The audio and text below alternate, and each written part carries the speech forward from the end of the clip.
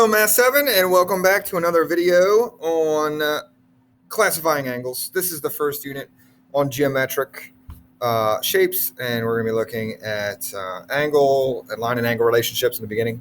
So starting off with some basics here, we have four types of angles. We have right angles, acute angles, obtuse, and straight.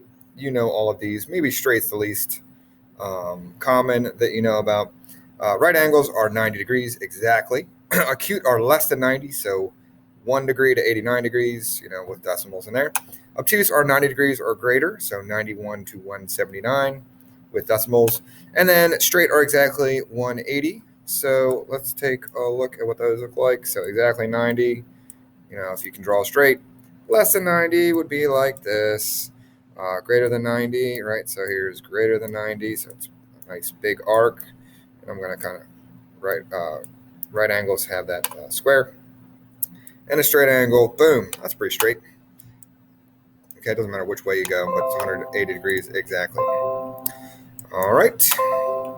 So when you have these types of angles, you get some relationships that occur, especially when straight angles meet, these two lines meet. At the intersections, you have two sets of vertical angles. They're opposite each other and they're congruent. This symbol here means congruent. This symbol means angle. So angle 1 and angle 3 are congruent. 2 and 4 are congruent. Angles that are next to each other have a different relationship, and they make a straight angle. That means they add up to 180. That's another term. We're going to talk about this later. It's supplementary. Okay, they add up to 180. But we can use that knowledge since they make a straight angle. See that? Make a straight angle right there. That means they add up to 180. So if I know this is 100, right, and I don't know that, I can do 180 minus 100, and I find out this is 80. Boom. It's almost like magic. So let's get in here. First, name each angle in 4 ways. Let's talk about naming them with letters. So we can call this angle B. We can call it ABC. We can call it CBA. We can call it angle 2. So 2 of the ways use a number or letter, and 2 of the ways use letters in an order. Okay, what kind of angle is it specifically? It is a right angle based on that little box. Okay, over here we have RST, TSR, angle S, or angle 3. It is greater than 90, so it is obtuse. So we've done right, we've done obtuse. Okay, this is a straight angle, angle 4, angle M, LMN, or LNML. Make sure you go in order. Don't start in the middle when you're naming it with 3 letters. Next up, let's put some of this to use. We have an intersection here, Lane Avenue and Garfield Road. Identify pairs of vertical and adjacent angles. So any intersection has 2 sets of vertical. Angle 1 and 3 are vertical.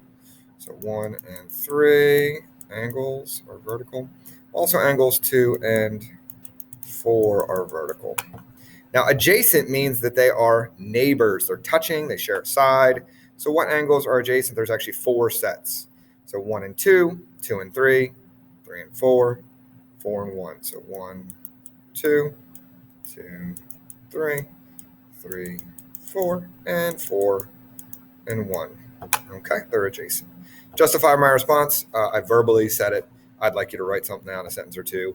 Vertical angles are opposite each other at an intersection and congruent, and right, you can see the angle measures are equal. If you got out a protractor, you could measure them and prove they're equal. But right now, you can just trust me. I know most of you don't own a protractor. But some of you have iPhones and other apps that you can measure angles with a picture. So that is something new that you could do. Now, how do you find missing measures using this information? Okay. So let's take a look up here. What's the value of y in the figure in example 2? So how do we figure out this guy here? There's 2 ways. One way, we know that this angle is equal to this angle. So we're going to do that because that's a little easier.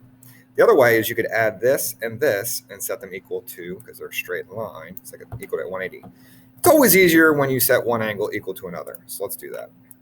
3y minus 10 equals 50. We have ourselves a 2-step equation. First step, always undo addition, subtraction, then undo multiplication, division. You're going up the order of operations, parentheses, exponents, multiplication, division, addition, subtraction. So we're going to add 10. 3y equals 60. Undo multiply 3 with divide 3. Y equals 20 degrees. There you have it.